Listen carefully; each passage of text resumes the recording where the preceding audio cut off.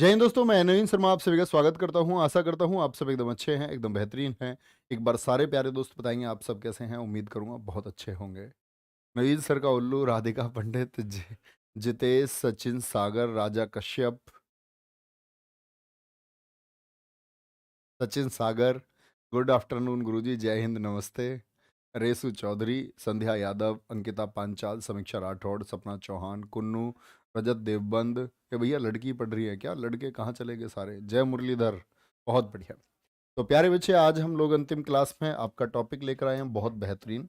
ठीक है, बहुत छोटी छोटी चीज़ें, माइनर चीज़ें बची होंगे। मैंने आप लोगों के कमेंट सेक्शन देखे, कुछ बच्चे कह रहे भैया जी उपनाम करा दो, है ना। तो वो चीज़ें मैं ये मानता हूँ कि वो सिक्स्थ क्लास की चीज़ें हैं और आपकी परीक्षाओं में पूछी भी ना के बराबर जाती हैं। ठीक है, एसएससी सीजीएल के हिसाब से जितने भी महत्वपूर्ण टॉपिक है वो मैं आपको करा चुका हूँ। ठीक है, ये बात आप लोग याद रखेंगे, और जिसने इन क्लासेस को बहुत अच्छे से और बहुत मन से तैयार किया उनको परीक्षा में बहुत हेल्प मिलने वाली है। इवन एसएससी सीजीएल में नहीं, आगे आने वाला जो भी एग्जाम या जो भी परीक्षा आप देंगे, चाहे वो सीपी हो, चाहे सीएचएसएल हो या फिर एमटीएस हो, सभी परीक्षाओं के लिए बहुत महत्वपूर्ण ये सीरीज रहेगी।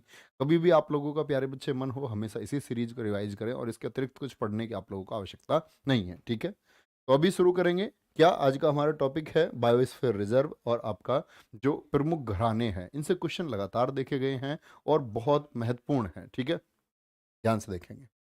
तो प्यारे बच्चे, बायोस्फीयर रिजर्व की अगर हम बात करते हैं, सीन टू पर दिखा देंगे जब छोटा फॉन्ट रहेगा।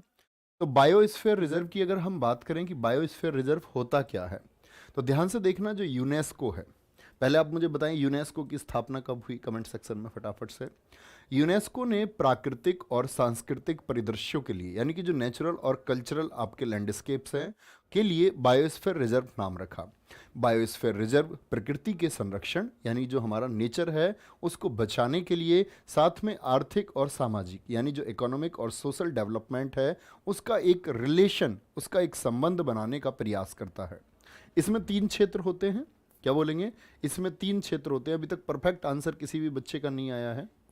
परफेक्ट आंसर यूनेस्को की स्थापना कब हुई, किसी भी प्यारे बच्चे का अभी नहीं आया परफेक्ट आंसर। संगम जी का आया है, शुभम पंडित सामली का आया है, बहुत बढ़िया, वेरी गुड, एकदम ठीक है। दुर्गेश शर्मा जी एकदम ठीक है। तो इसमें 3 क्षेत्र होते हैं। एक कोर क्षेत्र होता है जो बिल्कुल सेंटर पे होता है, फिर एक बफर एरिया होता है आपका, और फिर एक ट्रांजिशन जोन होता है, यानी जिसको हम संक्रमण क्षेत्र कहते हैं। ठीक है, भारत में कुल कितने बायोस्फीयर रिजर्व हैं? सबसे ज़्यादा महत्वपूर्ण बात अब तक की ये पूछी जाती है, भारत में बायोस्फीयर रिजर्व कितने हैं? तो क्या कहेंगे? भारत में 18 बायोस्फीयर रिजर्व हैं। वैश्विक रूप से पूरी दुनिया की अगर हम बात करें तो 120 प्लस देशों में 686 बायोस्फीयर रिजर्व हैं। तो ये तो पूरी दुनिया के हुए, आप लोगों के लिए बहुत महत्वपूर्ण नहीं है। तो आप लोगों को अभी तक क्या याद रखना है स्लाइड में, भारत में बायोस्फीयर रिजर्व कितने हैं? वो 18 हैं। ठीक है, अब 18 से कैसे क्वेश्चन पूछता है आप लोगों को पता होना चाहिए। मैं नाम की लिस्ट आपको दिखा दूंगा।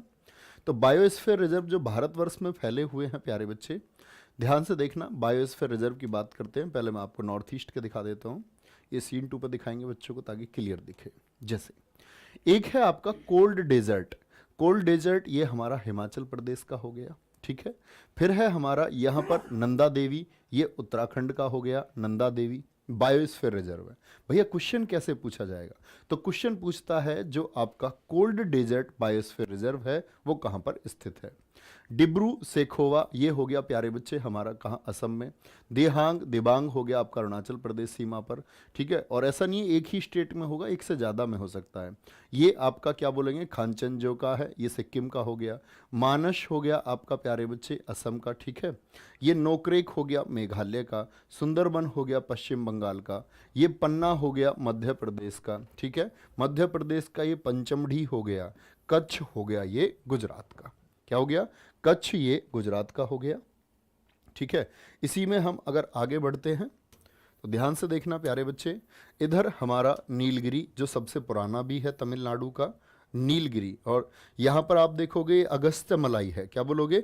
अगस्त्य मलाई, जो केरल और तमिलनाडु में पड़ता है। कहाँ पर? केरल और तमिलनाडु में। यहाँ मन्नार की खाड़ी है। यहाँ आपका शेषाचलम है जो आपका आंध्र प्रदेश में पड़ेगा। और ये अचनक मार है आपका, क्या बोलेंगे, अचनक मार। ये कहाँ पड़ेगा भैया, तो इसके लिए हम देखेंगे तो मध्य प्रदेश और छत्तीसगढ़ में। कहाँ, मध्य प्रदेश और छत्तीसगढ़ में पड़ता है। ये सिमलीपाल हो गया उड़ीसा का, और अंडमान निकोबार का ये ग्रेट निकोबार एरिया हो गया। ठीक है, तो ये इनका एक लोकेशन हो गई, इनकी एक जगह हो गई। ठीक है, देखेंगे तो यहां पर हम आते हैं प्यारे बच्चे आपका नीलगिरी। तो सबसे पहला पूछा जाएगा, सबसे पहला बायोस्फीयर रिजर्व कौन सा है, 1986 का नीलगिरी है। नीलगिरी कहां पर पड़ता है, तमिलनाडु, केरल और कर्नाटक राज्य में इसकी सीमा पड़ती है। ठीक है, आगे बात करेंगे 1988 में नंदा देवी राष्ट्रीय उद्यान है। नंदा देवी राष्ट्रीय उद्यान बायोस्फीयर रिजर्व कहाँ है, उत्तराखंड में है। ठीक है, 1989 मन्नार की खाड़ी, ये कहां पर है, तमिलनाडु में है। नोक्रेक कहाँ है, मेघालय में है। सुंदरवन पश्चिम बंगाल में। और इसमें से ज़्यादातर आप लोगों ने प्यारे बच्चे अगर हम बात करें, जो हमने वन्यजीव अभ्यारण्य पढ़े, तो कुछ नाम रिपीट हो रहे हैं, यस और नो। आप कहेंगे हाँ जी। सिमलीपाल कहाँ था, उड़ीसा में, ये भी एक बायोस्फीयर रिजर्व है। दिहांग दिबांग कहाँ है, अरुणाचल प्रदेश में है। ठीक है, पंचमढ़ी बायोस्फीयर रिजर्व है, ये मध्य प्रदेश का है। क्या बोलेंगे, मध्य प्रदेश का है। ठीक है, नेक्स्ट है अचनक मार अमरकंटक, मोस्ट इंपोर्टेंट है, सबसे ज्यादा पूछा जाता है, मध्य प्रदेश और छत्तीसगढ़ में हो गया। कच्छ का रण मैंने आपको बताया था, सबसे बड़ा स्थल भी था गुजरात में। कोल्ड डेजर्ट, शीत मरुस्थल, तो ये कहाँ पर है, हिमाचल प्रदेश में। कंचनजंगा आप जानते ही हैं, सिक्किम में है। अगस्त्यमलाई बहुत महत्वपूर्ण है, केरल तमिलनाडु तक फैला हुआ है। और बड़ा निकोबार, ये अंडमान निकोबार में है। डिब्रू सेखोवा, ये भी क्या है, हमारा असम में स्थित एक बायोस्फीयर रिजर्व है। शेषाचलम की पहाड़ियां, जो प्यारे बच्चे बायोस्फीयर रिजर्व है, आंध्र प्रदेश का है। और पन्ना, ये एमपी का, ये आप जानते होंगे कि पन्ना मध्य प्रदेश में स्थित है। ठीक है, कोई दिक्कत इतनी बात में, कोई परेशानी, आगे आएंगे। अब बात आती है पहला बायोस्फीयर रिजर्व कौन सा है, वो है 1986 का नीलगिरी। मोस्ट इंपोर्टेंट और सबसे बेहतरीन पर्सन है। सबसे बड़े बायोस्फीयर रिजर्व की अगर हम बात करें कि सबसे बड़ा बायोस्फीयर रिजर्व कौन सा है, वो कच्छ बायोस्फीयर रिजर्व है। कौन सा, कच्छ। कहां पर है, वो आप लोग बताते चले। कच्छ एक बार बताएंगे, जैसा भी बताया मैं, तमिलनाडु केरल का हो गया आपका, कर्नाटक तक नीलगिरी। कच्छ एक बार कमेंट सेक्शन में बोलेंगे कहाँ है, तो आप कहेंगे भैया जी गुजरात में। ठीक है, और 12,454 वर्ग किलोमीटर एरिया में आएगा। तो किलोमीटर नहीं, वर्ग किलोमीटर में आएगा। ओके, किलोमीटर स्क्वायर में। सबसे छोटा बायोस्फीयर रिजर्व जो है वो डिब्रू सेखोवा है। और डिब्रू सेखोवा कहाँ आएगा, आपका असम में आएगा। क्या बोलेंगे, असम में आएगा। ठीक है, क्या बोलेंगे, ये भैया जी असम में आएगा, और ये सबसे छोटा बायोस्फीयर रिजर्व है। तो ये तीनों चीजें, कि सबसे पहला कौन सा, नीलगिरी 1986 का, सबसे बड़ा कच्छ है, और सबसे छोटा डिब्रू सेखोवा है। ठीक है जी। योगेंद्र कश्यप जी, मेरे दोस्त, इस दिल के लिए धन्यवाद। आज हम लोगों की अंतिम क्लास साथ में होगी, और फिर आगे कभी मिलेंगे जब अगली वैकेंसी आएगी। तो इस बार तो फ्री पढ़ लिया आप लोगों ने, बड़े मन से पढ़ा है। कहीं ऐसा तो कभी नहीं हुआ ना कि आपकी क्लास चल रही थी, क्लासेस नहीं हुई। कोई शिकायत हो तो आप जरूर एक बार बताना। कभी ऐसा नहीं हुआ होगा कि आप लोगों को बस ऐसे ही कोई आपको पीडीएफ ना मिली हो, या आपको एप्लीकेशन पे किसी क्रम से क्लासेस ना हुई हो, या ऐसे ही दो चार टॉपिक करा दिए और सब कुछ छोड़ दिया।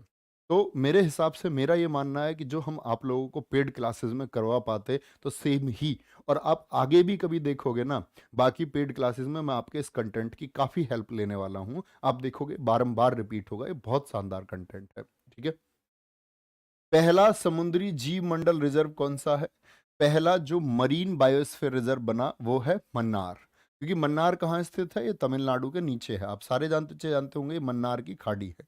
तो तमिलनाडु में मन्नार बायोस्फीयर रिजर्व, जो 10,500 किलोमीटर स्क्वायर का। ठीक है, कोई दिक्कत, आगे चलेंगे। नेक्स्ट, नेक्स्ट है मैन एंड बायोस्फीयर प्रोग्राम 1971। बोलेंगे भाई फटाफट से। भैया जी आपने कल चिराग वेज किसी दूसरे चैनल से, भैया आपकी वीडियो यूट्यूब पर दिख रहे हैं, अभी तक आपने हिंदी पढ़ा है चिराग वेज, मतलब समझा नहीं।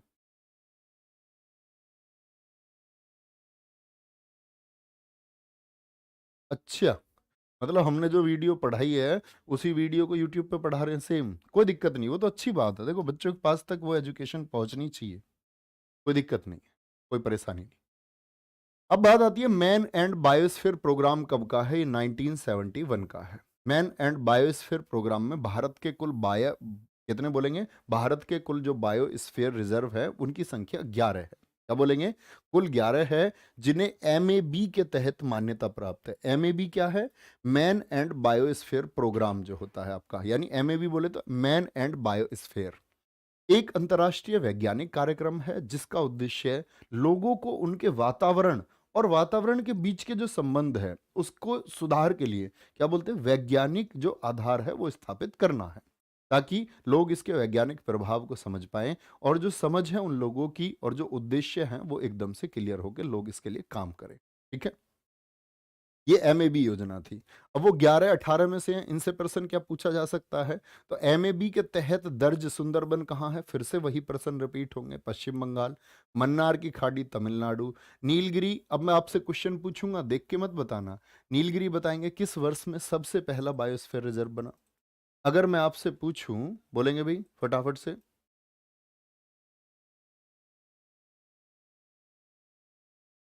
बोलेंगे भी फटाफट से, क्या बोलेंगे? नीलगिरी तमिलनाडु, केरल, कर्नाटक, मन्नार की खाड़ी तमिलनाडु।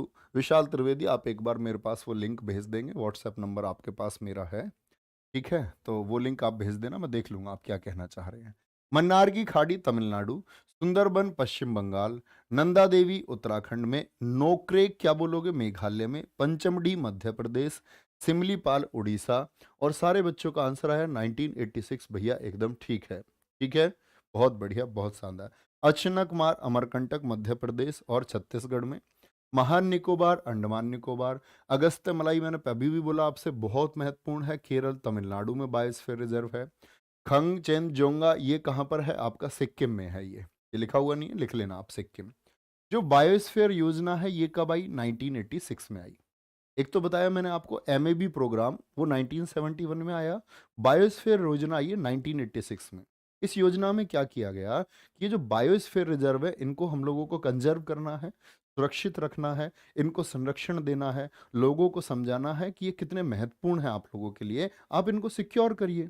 तो ध्यान से देखेंगे प्यारे बच्चे, तो जितने भी उत्तर पूर्वी राज्य हैं, सेवन सिस्टर्स का नाम आपने सुना है, ठीक है? उत्तर पूर्वी राज्य हो गए हमारा, सिक्किम हो गया सेवन सिस्टर्स के अलावा, और 3 हिमालयन राज्य। हिमालयन राज्य से मतलब है हमारा, अब तो 3 क्या, अब तो हम इनको 4 बोलेंगे तो ज़्यादा अच्छा होगा। लद्दाख, जम्मू कश्मीर, और अभी आप समझ जाना सिर्फ लद्दाख, जम्मू कश्मीर और उत्तराखंड और साथ में हिमाचल प्रदेश। तो 2 यूटी और 2 स्टेट। तो ये जो हिमालयन राज्य है इनके लिए जो सरकार, ये जो बायोस्फीयर रिजर्व हैं, इनके लिए सरकार देती है 90%। और ये जो यूटी या बोलेंगे जो स्टेट है, ठीक है, तो यूटी के लिए तो पूरा गवर्नमेंट देख लेगी। बाकी जो 2 हिमालयन राज्य बचे, कौन कौन से? उत्तराखंड बचा और हिमाचल प्रदेश बचा, और उत्तर पूर्वी राज्य, इनके लिए सरकार का जो रेशियो है सेंट्रल से 90% जाता है और 10% जाता है आपका स्टेट से। कहाँ से? स्टेट से जाएगा, ठीक है? ध्यान से देखेंगे। ऐसे ही अगर बाकी राज्य हैं, यानी नॉर्थ ईस्ट के राज्य और हिमालयन राज्यों को हम छोड़ करके बात करें तो वो रेशियो जाता है 60-40 का, यानी 60% सेंटर इसको वहन करता है और 40% कौन? स्टेट इसको वहन करता है। ठीक है, बहुत बढ़िया। Siddharth 17 too much, thank you, बहुत बढ़िया। लास्ट वाली लाइन गड़बड़ की लग रही है मुझे बस। वित्तीय सहायता, ठीक है, ये क्या है? फाइनेंशियल हेल्प है। ऐसे ही प्यारे बच्चे प्रमुख कलाकार और प्रमुख घराने हैं जो आप लोगों की डिमांड थी कि भैया ये जरूर कराना, और इनसे क्वेश्चन पूछे भी जाते हैं। तो घराने से कैसे क्वेश्चन पूछे जाते होंगे भैया? तो घराने से क्वेश्चन पूछे जाते हैं किसी एक व्यक्ति का नाम दे करके कि ये कौन से घराने से संबंध रखते हैं।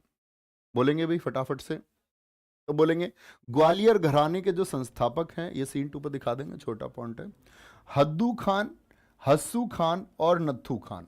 तो ग्वालियर आप जानते हैं मध्य प्रदेश में है। घराने का क्या मतलब होता है भैया? तो घराने का मतलब है जिन्होंने इसको शुरू किया।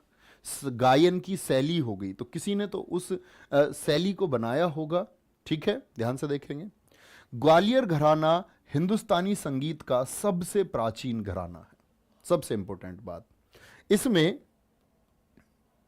ध्यान से देखना। इसमें क्या है? इसमें खुली आवाज का गायन, ध्रुपद अंग का गायन, गमक का प्रयोग। अब इन शब्दों पे मत जाना आप, गमक क्या है, तो ये जो वाइब्रेशन होते हैं ना आपके, जो संगीत में आपका कंपन होता है उसको बोलते हैं। गमक का प्रयोग और अलापों का निराला ढंग प्रयोग किया जाता है। आपके लिए महत्वपूर्ण चीज है प्रमुख कलाकार कौन है। प्रतिपादक यानी जिन्होंने इसको आगे बढ़ाया, हद्दू खान, हस्सू खान और नत्थू खान के बाद में जिन्होंने ग्वालियर घराने को आगे बढ़ाया। तो कौन है? विष्णु दिगंबर पलुष्कर, ओंकार नाथ ठाकुर, विनायक राव पटवर्धन, नारायण राव व्यास, वीणा सहस्त्रबुद्धे, बालकृष्ण बुआ, इचकलर जीकर होगा। ठीक है, बोलेंगे कोई दिक्कत? बस इतने में ले लेते होंगे बच्चे स्क्रीनशॉट, इतना ही रहने दें। ठीक है भैया, ये समझ पा रहे हैं? दिख रहा है आपको ये सीन 2 पे या नहीं? एक बार कुछ बता तो दिया करो। चलो भाई, संगम वो करंट अफेयर्स का टॉपिक है प्यारे बच्चे, मैं सारी चीज़ें नहीं करा सकता हूँ, उसके लिए रियली सॉरी, है ना। चलो भाई, वो चीज़ें आप देख लिया करो, थोड़ी रिसर्च आपकी भी होनी चाहिए छात्र होने के नाते। कार्तिक पवार प्यारे बच्चे, ये भी आप टॉपिक बता रहे हैं करंट अफेयर्स का। ठीक है, विष्णु दिगंबर पलुष्कर, ओंकार नाथ ठाकुर, विनायक राव पटवर्धन, नारायण राव व्यास, वीणा सहस्त्रबुद्धे, बालकृष्ण बुआ, क्या बोलोगे? एचलकर जीकर। एचलकर जीकर ये कहाँ के हैं? तो आप कहेंगे भैया जी ये हमारे ग्वालियर घराने के हैं। ठीक है, अरे भैया मुझे मुझे ही रहने दो। कोई कह रहा जी आप यूवी की तरह दिख रहे हैं, कोई कह रहा जी आप केएल राहुल, कोई कोहली, मेरे को 10-15 रूप है भैया, मुझको मेरे जैसा रहना दो भाई। ठीक है, बहुत बढ़िया। तो क्या बोलोगे? आगरा घराने के जो संस्थापक हैं, आगरा घराना उत्तर प्रदेश का है, तो इसके जो संस्थापक थे ये हाजी सुजान खान हैं। हाजी सुजान खान कौन थे? तानसेन के दामाद थे। और प्यारे बच्चे उस्ताद गग्गे खुदा बख्श, ये दोनों हैं इसके संस्थापक। ठीक है, क्या बोलोगे? खुदा बख्श और हाजी सुजान खान। आगरा घराना हिंदुस्तानी संगीत के प्रसिद्ध घरानों में से एक है। इसमें नोम तोम में अलाप करना, खुली जोरदार आवाज में गाना एवं लय ताल पर विशेष जोर दिया गया है। ये चीजों पर आप बहुत फोकस ना करें प्यारे बच्चे। प्रमुख कलाकार कौन है? बहुत हद से ज्यादा पूछे गए हैं। फैयाज खान का संबंध किस घराने से है? आगरा। ये आपके काम का प्रश्न है। ठीक है, लता फत हुसैन खान या दिनकर काकिनी, क्या बोलेंगे? दिनकर काकिनी, इनका संबंध किससे है? आगरा घराने से। किराना घराना, क्या बोलेंगे? फिर से वही बात, इसके संस्थापक कौन है? अब्दुल करीम खान, अब्दुल वाहिद खान। ठीक है, अब्दुल वाहिद खान। और कलाकार कौन है? सवाई गंधर्व, सुरेश बाबू माने, जरूर पढ़ के जाएं प्यारे बच्चे कौन से घराने से हैं। और साथ में माणिक वर्मा नाम ना भूलें। इनका संबंध किस घराने से है? ये किराना घराने से जुड़े हुए हैं। ठीक है, किराना घराने से ये जुड़े हुए हैं। और प्रभा अन्य हीराबाई बाडोदकर जी है ही। बनारस घराना संस्थापक, अगर हम बात करते हैं बनारस घराने की, तो यहां पर देखेंगे बनारस घराने में प्यारे बच्चे हिंदुस्तानी शास्त्रीय संगीत के लिए प्रसिद्ध घरानों में गिना जाता है। शास्त्रीय संगीत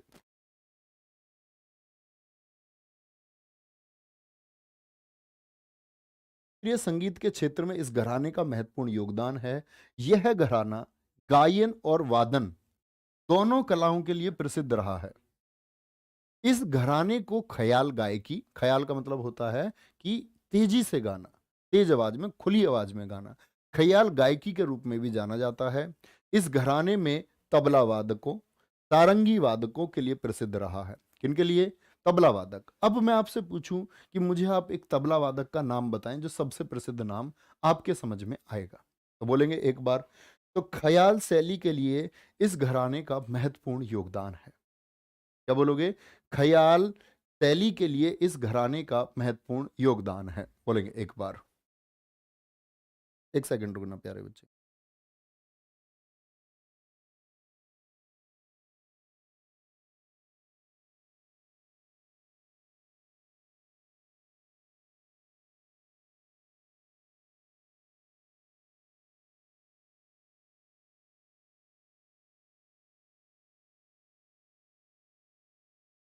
चलो भाई, आगे आएंगे। तो ख्याल शैली के लिए इस घराने का क्या है? एक महत्वपूर्ण योगदान है। ठीक है जी, आगे आएंगे। चलो, तो बहुत सारे नाम आप लोगों ने बताए हैं, तो यहां पर देखना ध्यान से। तो ये प्यारे बच्चे जो लोग हैं जो बनारस घराने से जुड़े हुए हैं, और बनारस घराने की हम बात करें तो याद रख लेना ये जयपुर घराने के समकालीन है। इसके समकालीन है जयपुर घराने, और ये एक साथ ही विकसित हुए हैं। जयपुर घराने के क्या है, ये समकालीन है। और जयपुर घराने के समकालीन में प्यारे बच्चे कौन कौन लोग हैं बनारस घराने में? शहनाई वादक आप सब लोगों ने नाम सुना है, उस्ताद बिस्मिल्लाह खान जी का। किसका? उस्ताद बिस्मिल्लाह खान जी का। ठीक है, कोई दिक्कत? चलो। और आपका पंडित राम सहाय मिश्र। अब जो ये राम सहाय मिश्र हैं, यहां पर देखना आप लोगों को कि राम सहाय मिश्र जी को ही क्रेडिट दिया जाता है। किसका? कि ये एक संस्थापक हैं आपके बनारस घराने के। किसको? पंडित राम सहाय मिश्र। ठीक है, इनको संस्थापक माना गया है। तबला वादक में पंडित कंठे महाराज, अनोखे लाल, किशन महाराज और गुदई महाराज, ये हमने पहले तबला वादकों में पढ़े थे प्यारे बच्चे। पखावज और मृदंग, ये याद है आपको कि कौन से वाद्य यंत्र से कौन सा कलाकार संबंधित है? एक बार थम्स अप करेंगे। क्या बोलेंगे? मदन मोहन भोलानाथ पाठक, पंडित अमरनाथ मिश्र। सारंगी की हम बात करें प्यारे बच्चे, भैया खेल खिलाड़ी उनसे और क्वेश्चन भी करा दो, एसएससी पूछता है। अनिल काजिला जी, रोज प्रैक्टिस सेट में मैंने कम से कम, आप तो मैंने आपसे कहा था कि जिनको अर्जुन पुरस्कार मिला है ना अभी हाल ही में, उन खिलाड़ियों का संबंध किस खेल से, ये करना। और ये मैंने प्रैक्टिस सेट में 3 बजे में मैं आप लोगों से हमेशा अपील करता रहा, और ना जाने कितने स्टैटिक जीके के टॉपिक मैंने उस 3 बजे के सेट में करा दिए, जो 77 क्लास में पहले करा चुका था जीएस के लिए। ठीक है, 77 क्लास, उनमें मैं लगातार अपील आपसे करता रहा। बहुत मैंने ऐसे स्टैटिक जी के उसमें शामिल करने का प्रयास किया, और अभी भी 3 बजे जो क्लास चल रही है उसमें भी स्टैटिक जीके के मैं फैक्ट हर रोज शामिल करता हूँ। लेकिन शायद तब आप क्लास से जुड़े हुए नहीं थे, या आपको लगता होगा कि ठीक है क्या ही करना। मदन मोहन भोलानाथ पाठक अमरनाथ मिश्र हो गए। सारंगी से कौन है? गोपाल मिश्र, हनुमान प्रसाद मिश्र और नारायण विनायक। प्रसिद्ध सितार वादक पंडित रविशंकर भी बनारस घराने से हैं। आप देख रहे हैं बनारस घराने में कितने बड़े बड़े कलाकार हैं। और संतूर वादक शिव कुमार शर्मा भी किससे हैं? ये भी बनारस घराने से हैं। ठीक है, चलो भाई। जयपुर, भैया ये वाली टी शर्ट क्यों? भैया मेरा उसके लिए आपका सिलेक्शन हुआ है, ओडीआई वर्ल्ड कप में इस बार मैं खेलने जा रहा हूँ, अगले वाले में, क्योंकि टीम की परफॉर्मेंस कुछ ठीक नहीं थी, और कुछ खिलाड़ी हमारे बड़ा हम निराश हुए अभी पीछे। तो उसमें ये है कि अब जो टीम है 11 लोग होंगे, तो 11 लोगों की जगह अब लोग जाएंगे सिर्फ 5। मतलब 5 में 4 खिलाड़ी अलग है, और बाकी 7 खिलाड़ियों का काम मैं अकेले वहाँ पर कर रहा हूँ। तो उस उन लोगों ने अब चुना है, अब जाकर के अब जिम्मेदारी जब मिली है तो निभानी पड़ेगी, देश की बात है, इसलिए पहन रखी है टी शर्ट मैंने। तो अगर लोगों तक ये मैसेज तो जाए, अब मैं एकदम से पहुंच जाऊं प्ले ग्राउंड पर, तो लोग एकदम से पहले इस बात में मैच का मज़ा नहीं ले पाएंगे ना वो, फिर उनको ये लगेगा कि भाई मैच में पता नहीं ये कौन आ गया है। तो ताकि आप सब लोगों को क्लियर हो सके कि आगे जो कमान है, जो जिम्मेदारी सौंपी गई है, देश की जिम्मेदारी मेरे ऊपर सौंपी गई है कि भाई 7 खिलाड़ियों का प्रदर्शन आपको अकेले करना है। मैंने कहा ठीक है, कर लेंगे, कोई दिक्कत नहीं है, बाएं हाथ का खेल है ये तो। जयपुर, अतरौली, और मेरा क्रिकेट में एक रिकॉर्ड और रहा है कि आज तक, ऐसा तुम पता कर लेना कभी, मजाक समझ, आज तक मैं मतलब ओपनर बैट्समैन हूँ, और मेरी शुरुआत हमेशा छक्के से हुई है। पहली गेंद पे छक्का मारना ही मारना है, चाहे कितनी ऊंची बाउंसर मिल जाए, चाहे यॉर्कर मिल जाए, वाइड मिले, कुछ भी मतलब दे दो तुम, स्लो फास्ट कुछ भी, कैसी भी संभव गेंद है। मतलब कई बार तो ऐसा हुआ बॉलर ने गेंद भी नहीं फेंकी तब भी छक्का। ये सारी चीजें हैं। ठीक है, जयपुर का है अतरौली घराना, संस्थापक हैं इसके उस्ताद अल्लादिया खान। क्या बोलोगे? उस्ताद अल्लादिया खान हैं। और प्यारे बच्चे, हिंदुस्तानी संगीत के प्रसिद्ध घरानों में से एक है, इसे अल्लादिया खान घराना नाम से भी जाना जाता है। समझ गए? बनारस घराने के समकालीन है, उसी समय का है। तो यहाँ पर क्या बोलेंगे आप लोग? अल्लादिया खान घराने के नाम से किस घराने को जाना जाता है? तो क्या बोलेंगे? वो जयपुर घराने को भैया जाना जाता है। इसमें गीत की बंदिश छोटी होना, खुली आवाज में गाना, आवाज बनाने का निराला ढंग एवं वक्र तानों का प्रयोग हुआ है। कलाकार मल्लिकार्जुन मरसुन, बहुत बड़ा नाम है। केसर भाई केरकर, किशोरी अमोनकर, श्रुति सदोलीकर, और प्यारे बच्चे पदम तवलकर, क्या है ये? जयपुर घराने के बड़े नाम है। ठीक है, कोई दिक्कत? आगे चलेगा। बहुत बढ़िया, दादा मौज कर दिया। एस के शर्मा, छोटे, मेरे छोटे भाई। ठीक है, रामपुर रामपुर और सहसवान घराना जिसको हम बोलते हैं, संस्थापक इसके इनायत खान हैं, ठीक है। रामपुर सहसवान घराना जो है हिंदुस्तानी संगीत के प्रसिद्ध घरानों में से एक है। इस शैली में स्वर की स्पष्टता पर एक तनाव है और विकास राग का विस्तार एक चरण दर चरण प्रगति के माध्यम से आपका प्यारे बच्चे क्या है किया जाता है। प्रतिपादक जो कलाकार हैं गुलाम मुस्तफ़ा खान हैं, उस्ताद निशार खान है, बड़ा नाम है इनका, ठीक है। और उस्ताद राशिद खान हैं आपके, सुलोचना और बृहस्पति जी हैं। ये किसके हैं? रामपुर सहसवान घराने के, ठीक है।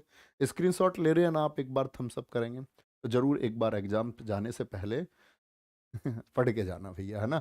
पटियाला घराना उस्ताद फतेह अली खान अली बख्श का है, ठीक है। और इसके कलाकारों में एक सबसे बड़ा नाम आता है बड़े गुलाम अली खान जी का। राजा अली खान, बड़े गुलाम अली खान और परवीन सुल्ताना, ठीक है। तो क्या बोलोगे? बड़े गुलाम अली खान, अजय चक्रवर्ती, राजा अली खान, बेगम अख्तर, निर्मला देवी, नैना देवी, परवीन सुल्ताना और बेगम अख्तर। जरूर याद रखें, पटियाला घराने से जुड़े हुए हैं। इससे पटियाला घराने से जुड़े हुए ये हैं, ठीक है। बहुत बढ़िया शिव सागर जी, हमेशा मौक लगाने चाहिए। मौक देखो होता ही इस चीज़ के लिए कि आप मौक लगाएं, मौक लगाकर आप उसका एनालिसिस हमेशा करें कि कहाँ गलतियाँ हुई हैं और वो गलतियाँ दोबारा ना हो। यही सीखने का एक तरीका है और इसी एक प्रोसेस पर हम सबको चलना चाहिए, ठीक है। दिल्ली घराना, तो दिल्ली घराने के जो संस्थापक हैं वो उस्ताद मम्मन खां हैं, मोस्ट इंपोर्टेंट हैं। सबसे ज़्यादा पूछा गया है संस्थापक तो मम्मन खान से पूछा गया है। प्रवर्तक यानी आगे बढ़ाने वाले तानरस खान, सब्बू खान। और बाकी कलाकार कौन हैं? उस्मान खान याद रखेंगे इसमें, चांद उस्मान खान, नसीर अहमद खान, ठीक है, चांद खान, कृष्णा बिष्ट और इकबाल अहमद खान। ये बड़े नाम हैं इस घराने के, ठीक है जी। फिर आता है भिंडी बाजार घराना, बहुत महत्वपूर्ण नहीं है लेकिन एक बार पढ़ेंगे। संस्थापक उस्ताद छज्जू खान हैं, उस्ताद अमन अली खान, अंजनी बाई मापेकर, शशिकला कर्टेकर। ये किससे जुड़े हुए हैं? भिंडी बाजार घराने से जुड़े हुए हैं, ठीक है। अच्छा जी। मेवाती घराना जो अंतिम घराना है आप लोगों के लिए, घग्गे नजीर खान। और कलाकारों में नाम आता है संजीव जी का, संजीव अभ्यंकर, ठीक है, मणिराम, मोतीराम और पंडित जसराज। ये मेवाती घराने से जुड़े हुए लोग हैं, ठीक है। अब आप लोग बताएंगे, आप लोगों को कोई मन की बात हो, मोदी जी वाली मन की बात नहीं, आपके मन की कोई बात हो तो आप बता सकते हैं और कह सकते हैं, ठीक है। बहुत बढ़िया टिंकू यादव बेटा, 2-4 मिनट हम लोग बात कर सकते हैं। बहुत बढ़िया।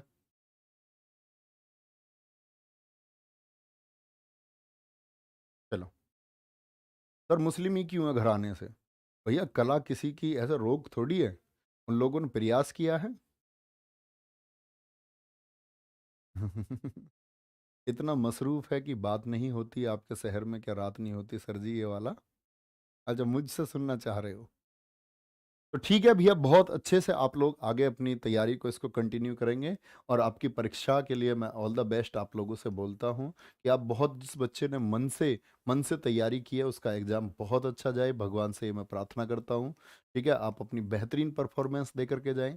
तैयारी बहुत अच्छी भी नहीं है और ऐसा सोचे कि हम पेपर देने ही देने जाएंगे, कई बार बच्चे सोचते हैं, क्योंकि इतनी सारी वैकेंसी आई तो बहुत सारे बच्चे ऐसे भी एसएससी सीजीएल की तैयारी की तरफ मुड़ गए जो अभी तक आपका सोच रहे थे कि मैं यूपी पुलिस का पेपर दूंगा, एसएससी जीडी का दूंगा।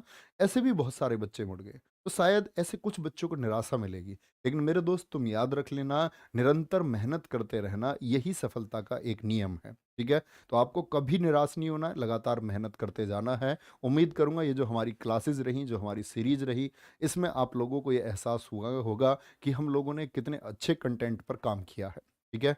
आप लोगों को ये जरूर, बच्चे जिसने भी इसके लिए मेहनत की होगी, जिसने इसको तैयार किया होगा, वो हमेशा आपकी परीक्षाओं में काम आता रहेगा। एक अद्भुत कंटेंट था, आप बस इसको तैयार करते रहे होंगे और उम्मीद करूंगा एक बार रिवीजन करके आप लोग जरूर जाएंगे। अपना ख्याल रखिए, बहुत सारा पढ़ते रहिए, आगे बढ़ते रहिए। Thank you, bye bye, take care, जय हिंद, जय भारत।